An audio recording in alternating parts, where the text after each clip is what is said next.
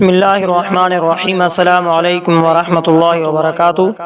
معزز سامعین اکرام، آج میں آپ کی خدمت میں حاضر ہوا ہوں، ایک ایسا واقعہ لے کر حاضر ہوا ہوں جو یہ واقعہ معراج اسلام کے عظیم ترین معجزات میں سے ہے۔ آج کا بیان شب معراج کے بارے میں، جو یہ واقعہ معراج اسلام کے عظیم ترین معجزات میں سے ہے، جس میں نبی کریم صلی اللہ علیہ وآلہ وسلم کو اللہ تبارک و تعالی نے ایک ہی رات میں زمین سے آسمانوں تک اور پھر اپنی خاص قربت تک بلایا۔ یہ واقعہ سیرت نبی صلی اللہ علیہ وآلہ وسلم میں روحانی، عقیدتی اور عملی لحاظ سے نہایت اہم ہے۔ واقعہ معراج کیا ہے؟ واقعہ معراج دو حصوں پر مشتمل ہے۔ اسراء مسجد حرام سے مسجد اقصی تک، یعنی مکہ سے بیت المقدس تک کا سفر۔ معراج مسجد اقصی سے آسمانوں کے بلندیوں تک اور پھر اللہ تبارک و تعالی کی قربت خاص تک کا پس منظر۔ یہ واقعہ اس وقت پیش آیا جب آپ علیہ الصلوۃ والسلام پر شدید آزمائشوں کا دور تھا۔ حضرت خدیجہ الکبریٰ رضی اللہ تعالی عنہا اور ابو طالب کا انتقال، طائف میں سخت تکالیف، مکے میں مسلسل مخالفت، اسی لیے اس سال کو عام الحزن یعنی غم کا سال بھی کہا جاتا ہے۔ معراج دراصل نبی کریم صلی اللہ علیہ وآلہ وسلم کے لیے تسلی، اعزاز اور امت کے لیے عظیم تحفہ تھا۔ اسراء مکہ سے بیت المقدس تک ایک رات حضرت جبرائیل علیہ السلام نبی کریم صلی اللہ علیہ وآلہ وسلم کے پاس تشریف لائے۔ آپ صلی اللہ علیہ وآلہ وسلم کو براق پر سوار کیا گیا۔ یہ ایک نورانی سواری تھی۔ مسجد حرام سے مسجد اقصی تک کا سفر لمحوں میں طے ہوا۔ مسجد اقصی میں تمام انبیاء علیہ السلام جمع ہوئے اور نبی کریم صلی اللہ علیہ وآلہ وسلم نے تمام انبیاء علیہ السلام کی امامت فرمائی۔ یہ آپ صلی اللہ علیہ وآلہ وسلم کی امامت انبیاء اور عالم نبوت کی دلیل ہے۔ معراج آسمانوں کا سفر۔ مسجد اقصی سے نبی کریم صلی اللہ علیہ وآلہ وسلم کو آسمانوں کی طرف لے جایا گیا۔ پہلے آسمان پر حضرت آدم علیہ السلام سے ملاقات ہوئی، دوسرے آسمان پر حضرت عیسیٰ علیہ السلام اور حضرت یحییٰ علیہ السلام سے ملاقات ہوئی، تیسرے آسمان پر حضرت یوسف علیہ السلام سے ملاقات ہوئی، چوتھے آسمان پر حضرت ادریس علیہ السلام پر ملاقات، پانچویں آسمان پر حضرت ہارون علیہ السلام پر ملاقات، چھٹے آسمان پر حضرت موسیٰ علیہ السلام سے ملاقات، ساتویں آسمان پر حضرت ابراہیم علیہ السلام کے ساتھ ملاقات ہوئی بیت المعمور کے پاس۔ سدرۃ المنتہا اور قرب الہی کیا ہے؟ نبی کریم صلی اللہ علیہ وآلہ وسلم سدرۃ المنتہا تک پہنچے۔ یہاں جبرائیل علیہ السلام بھی آگے نہ بڑھ سکے۔ نبی کریم صلی اللہ علیہ وآلہ وسلم کو اللہ تبارک و تعالیٰ کی خاص قربت حاصل ہوئی۔ وہ مناظر دکھائے گئے جو کسی مخلوق نے پہلے نہ دیکھے۔ معراج کا عظیم تحفہ۔ ابتدا میں 50 نمازیں فرض ہوئی۔ حضرت موسیٰ علیہ السلام کے مشورے سے تخفیف ہوتی رہی، آخر کار 5 نمازیں رہ گئی، لیکن اجر 50 نمازوں کا رکھا گیا۔ نماز وہ واحد عبادت ہے جو زمین پر نہیں بلکہ آسمان پر فرض ہوئی۔ جنت و جہنم کا مشاہدہ۔ آپ علیہ السلام نے جنت کی نعمتیں اور جہنم کے عذاب دیکھے، کچھ گناہوں کے انجام بھی دکھائے گئے۔ یہ امت کے لیے تنبیہ اور نصیحت ہے۔ واپسی پر قریش کا رد عمل۔ صبح آپ صلی اللہ علیہ وآلہ وسلم نے مکہ والوں کو واقعہ سنایا، کفار نے مذاق اڑایا۔ حضرت ابوبکر صدیق رضی اللہ تعالیٰ عنہ نے فوراً تصدیق کی، اسی دن انہیں صدیق کا لقب ملا۔ واقعہ معراج کے اہم اسباق۔ اللہ تبارک و تعالیٰ کی قدرت ہر حد سے بالاتر ہے۔ نماز دین کا ستون ہے۔ صبر کے بعد اللہ تبارک و تعالیٰ کی مدد آتی ہے۔ نبی کریم صلی اللہ علیہ وآلہ وسلم تمام انبیاء علیہ السلام کے امام بنے۔ مومن کو مشکل حالات میں بھی اللہ پر کامل بھروسہ رکھنا چاہیے۔ تو معزز سامعین اکرام، واقعہ معراج کی حقیقت عقیدے، قرآن، حدیث اور اہل سنت کے موقف کی روشنی میں تفصیل اور وضاحت کے ساتھ بیان کیا جا رہا ہے تاکہ کسی قسم کا ابہام باقی نہ رہے۔ واقعہ معراج کی حقیقت کیا ہے؟ واقعہ معراج کی حقیقت ایک حقیقی جسمانی اور روحانی سفر تھا۔ یہ کوئی خواب یا تمثیل یا محض روحانی مشاہدہ نہیں تھا، بلکہ آپ علیہ الصلوۃ والسلام اپنے جسم مبارک، روح اقدس دونوں کے ساتھ بیداری کی حالت میں تشریف لے گئے۔ یہی اہل سنت والجماعت کا متفقہ عقیدہ ہے۔ قرآن مجید سے حقیقت معراج سورۃ بنی اسرائیل، سبحان الذی اسری بعبدہ لیلا من المسجد الحرام الی المسجد الاقصی، پاک ہے وہ ذات جو اپنے بندے کو رات لے گئے۔ یہاں عبدہ اپنے بندے کہا گیا، عبد جسم روح کو کہا جاتا ہے۔ اگر یہ خواب ہوتا تو صرف روح کا ذکر آتا۔ اس سے واضح ہوا کہ یہ جسمانی سفر تھا۔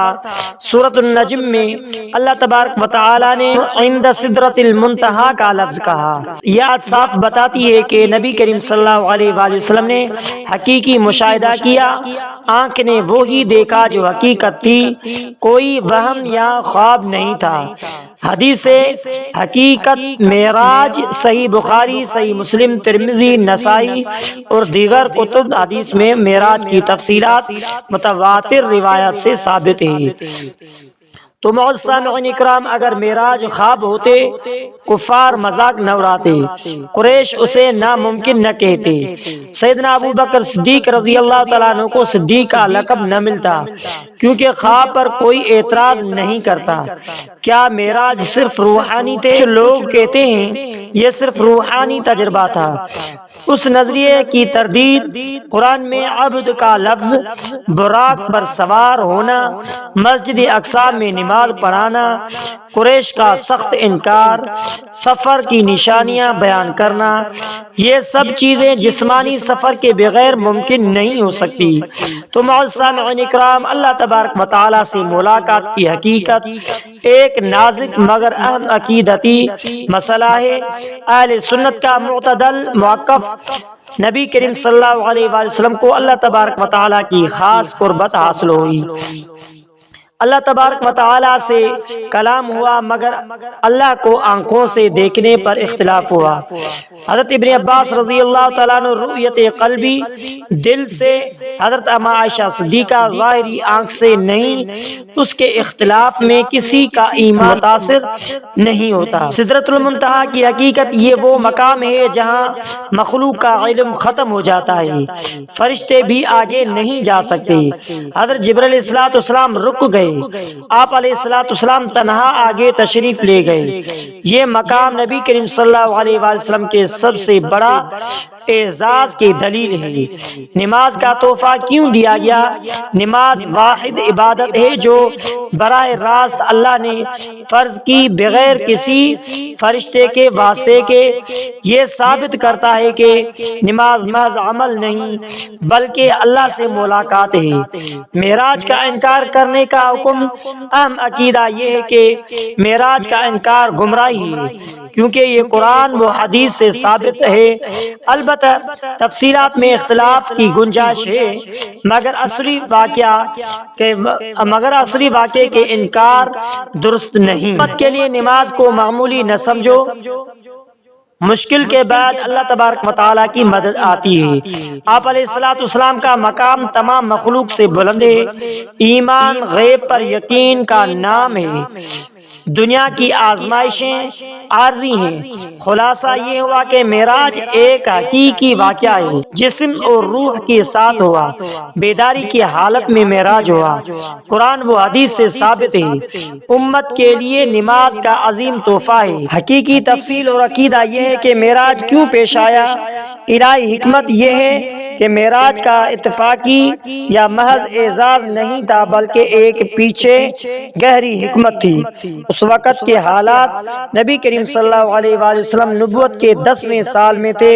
حضرت خدیجہ رضی اللہ تعالی عنہا سہارا کا انتقال، ابو طالب ظاہری حفاظت کا انتقال، طائف میں بدترین سلوک، مکہ میں مکمل بائیکاٹ، زمین نے ٹھکرا دیا تو آسمان نے بلایا، یہ اللہ تبارک و تعالیٰ کی طرف سے اعلان تھا۔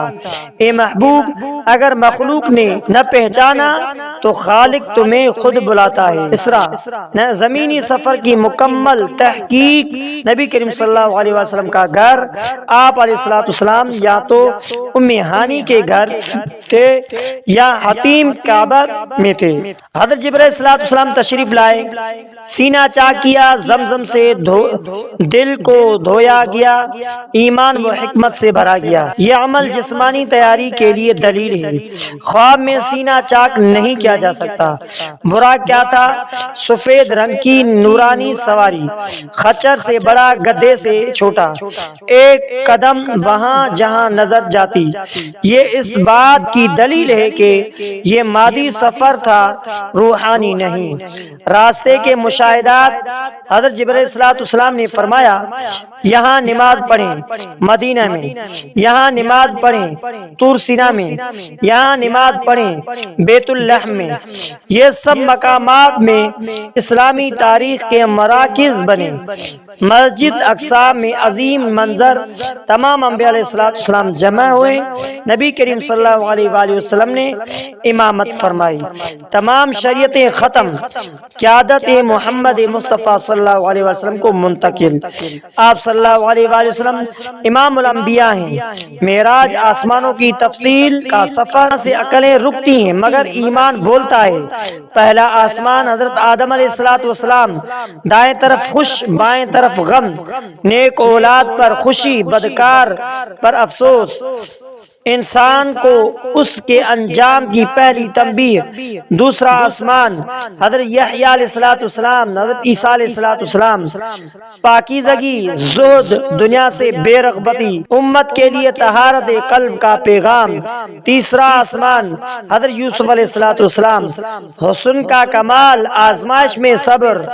چوتھا حسن، تقوی، کمال۔ چوتھا آسمان، حضرت ادریس علیہ السلام، علم، رفعت۔ پانچواں آسمان، حضرت ہارون علیہ السلام، امت کے ساتھ نرمی، قیادت، حلم۔ چھٹا آسمان، حضرت موسیٰ علیہ السلام سے گفتگو، امت کی فکر، نماز کی تخفیف کا سبب، امت محمدیہ پر موسیٰ علیہ السلام کا احسان۔ ساتواں آسمان، حضرت ابراہیم علیہ السلام، بیت المعمور کے پاس روزانہ 70,000 فرشتے، دوبارہ نوبت نہیں آتی، یہ اللہ کی عظمت کا اعلان ہے۔ سدرۃ المنتہا کی حقیقت، انتہائی اہم سدرۃ المنتہا کیا ہے؟ علم کی آخری حد، مخلوق کی انتہا، فرشتوں کی حد ختم۔ جبرائیل علیہ السلام نے فرمایا اگر میں ایک قدم آگے بڑھا تو جل جاؤں گا، صرف محمد صلی اللہ علیہ وسلم آگے بڑھا۔ اللہ تعالیٰ سے تعلق کی حقیقت کیا؟ اللہ کو دیکھا؟ اہل سنت کا متوازن عقیدہ کیا ہے؟ اللہ تعالیٰ کی ذات کو آنکھوں سے دیکھنا اختلافی مسئلہ، مگر اللہ سے کلام ہوا، قرب خاص حاصل ہوئی، پردے ہٹائے گئے۔ قرآن کہتا ہے آنکھ نے نہ جھٹلایا نہ حد سے بڑھی۔ معراج کا اصل مقصد کیوں نماز دی گئی؟ کیونکہ یہ بندے کے معراج ہے، یہ اللہ سے براہ راست کا تعلق ہے۔ 50 سے 5 تک بار بار اللہ کی بارگاہ الہی کی رحمت، اجر پورا۔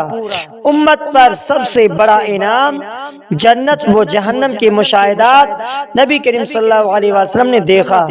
غیبت کرنے والے، زانی، حکمران، ظالم اور شہداء، صابر، نماز، اللہ پر توکل کرنے والے، یہ صرف خبریں نہیں، انتباہ ہے۔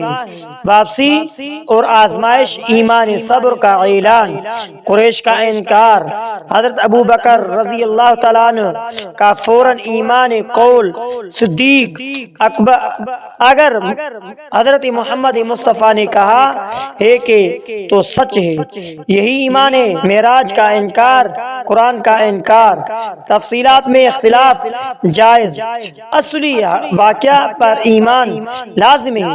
معراج خواب نہیں، جسمانی روحانی سفر تھا، بیداری میں ہوا، قرآن سے ثابت ہے، حدیث سے متواتر سے ثابت ہے۔ امت کے لیے نماز کا تحفہ، اگر آپ چاہیں تو اگلا مرحلہ ہم یہ رکھ سکتے ہیں: منکرین معراج کے اعتراضات اور عملی جوابات، فرقہ وارانہ آراء کی تفصیلی تقابل، صرف قرآن کی روشنی میں معراج عوام یا طلباء کے لیے مکمل درس ہے۔ معزز سامعین اکرام، آپ علیہ السلام کا معراج ایک حقیقت ہے۔ تو معزز سامعین اکرام، اگر آپ نے ہمارے اسلامک وظائف ٹی وی چینل کو سبسکرائب نہیں کیا ہے تو آپ ہمارے اسلامک وظائف ٹی وی چینل کو سبسکرائب کر لیجئے اور بیل آئیکن والے بٹن پر کلک کریں۔ ہو سکے تو اس ویڈیو کو صدقہ جاریہ سمجھ کر شیئر کرنا مت بھولیے۔